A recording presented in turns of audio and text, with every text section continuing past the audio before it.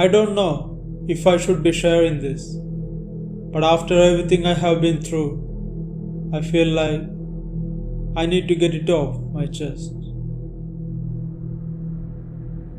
It's been few years since it happened, and I still can shake the images and the sounds or the overwhelming feeling of dread that I have every time I think about it.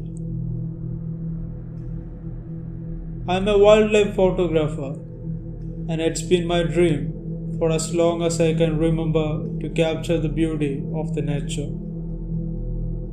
I have hiked through forests, trekked mountains, and spent night in the wild, all for the love of photography. But what happened in the remote woods was something I could never have prepared for. I still don't know if anyone will believe me, but I swear on my life it was real. It was late autumn when I decided to head into the woods for a few days of camping and shooting. I have been to this part of the forest before, a thick dense stretch of land that few people ever visit. The locals talk about the woods, but they don't often venture in. There is a kind of eerie reputation about it, something that feels off. But as a photographer, I was used to being alone in the wilderness for a long period of time. When I get there, I pitched my tent in a small clearing by a stream, my camera gear unpacked and ready for the next day's shooting. The air was crisp, and the forest had that haunting quiet it always had. The kind where every rustle of leaf seems louder than it should be. I remember thinking how serene it was, almost like the forest itself was holding its breath. I set up my camera, taking shot of the early sunset, the golden light streaming through the trees, and the subtle details of the forest floor, and it was amazing. There's something peaceful about it, being alone with your thoughts and your lens. You know what I'm talking about. As the night fell, I made a fire and sat by it for a while, letting the crackling warmth chase away the chills. The woods around me were dark, the only sound the occasional snapping of a twig underfoot or the rustling of leaves when an animal walking by. But then, around 10 p.m., I heard something strange. At first, it was just a whisper, like a faint voice carried on the wind, but there was no one around. I paused, trying to make sense of it. I cackled it up to the wind, or maybe an animal in the distance searching for its prey. But then the whispers became more clearer. They were soft, unillegible, but distinctly human, as if something was calling out from the trees. I have spent enough time in the wilderness to know the difference between an animal sound and something else. So my instincts told me to stay alert. But honestly, I was more curious than scared at the time. So I grabbed my flashlight and stood up, scanning the trees around me. The beam of my flashlight flickered over branches, but the voices stopped, just suddenly as they started. After looking for some time, I told myself I was being paranoid, a common thing for people out in the woods alone. But then I heard it again, closer this time, a low growl. It was an animal-like, but not quite there, and it sent a shiver down my spine. I know wildlife, and I have heard a lot of animals over the years, But this was something different, something that didn't belong in the natural. I should have packed up and left right away, but I didn't. I stayed, wanting to prove myself that it was just my imagination running wild. That was the mistake I made. The following hours felt like a blur. I tried to sleep, but strange noises continued, growing louder and more unsettling each time passing by. Something wasn't right about this place. I can't even describe it properly. It wasn't just the sound, it was the feeling. The air was thick, heavy and suffocating, like the forest itself was alive and watching me.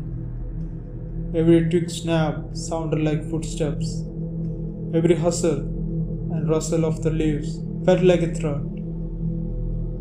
The forest seemed too alive, too aware of my presence. Around 2 a.m., I finally couldn't take it anymore. I grabbed my flashlight again and threw on my jacket and decided to go check out the surrounding area, hoping to shake off the anxiety. I walked a bit further from my camp, following the creek, trying to steady my breath. But that's when I saw it. At first, I thought it was a trick of the light, just a shadow moving between the trees. But as I looked closer, my heart dropped. There, standing motionless in the moonlight, was something I will never forget.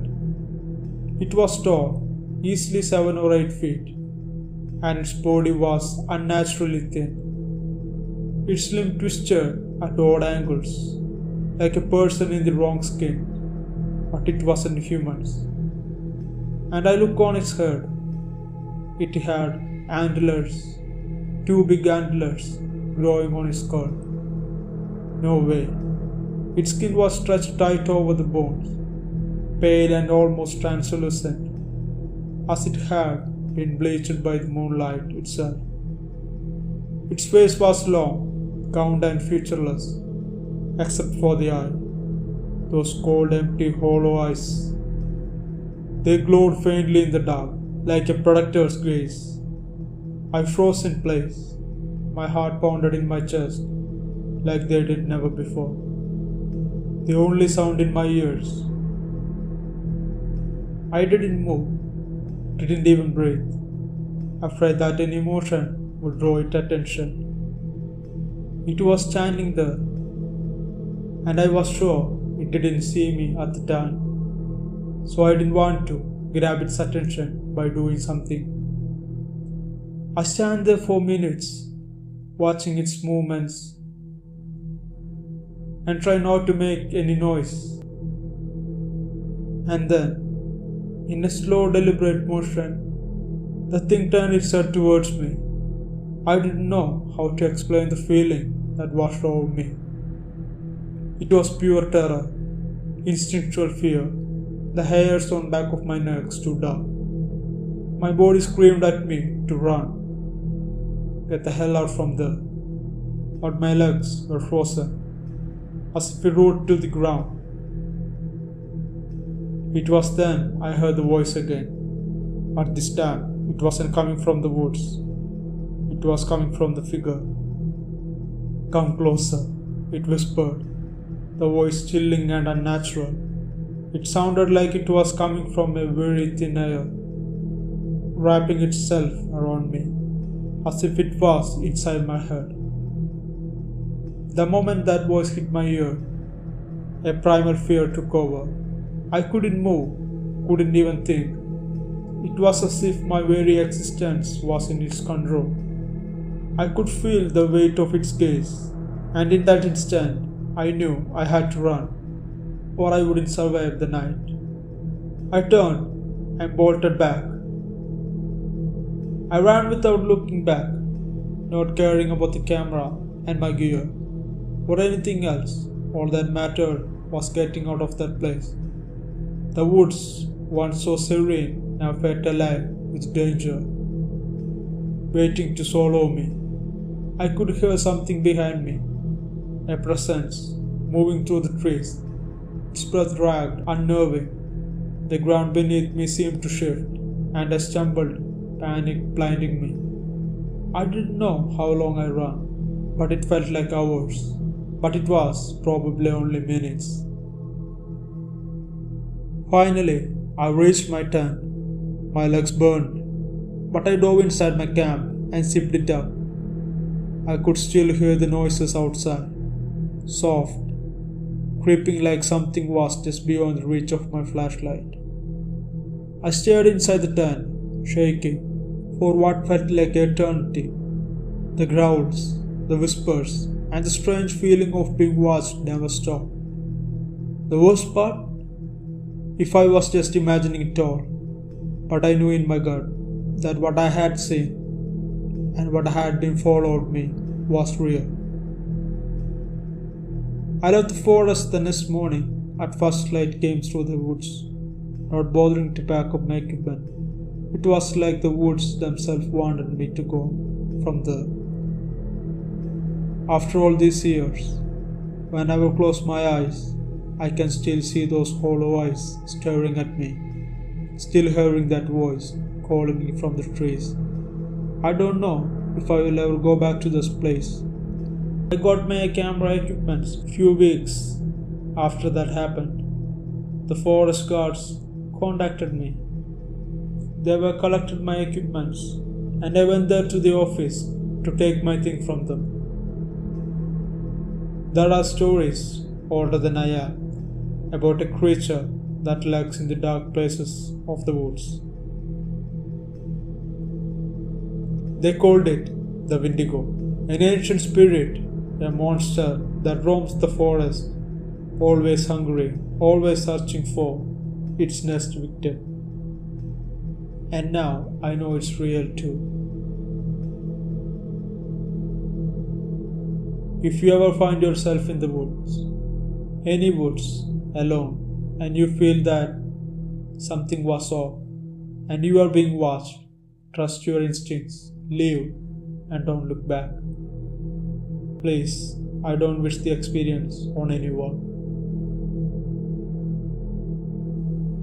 Hope you guys liked this video.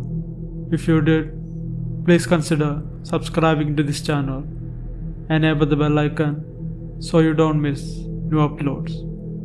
And also check out other videos in this channel too. Like them and share them. And if you have any suggestions or any improvements I need to make in this channel, please post them in the comment section. Till next time, this is Malayali Wendigo. Bye.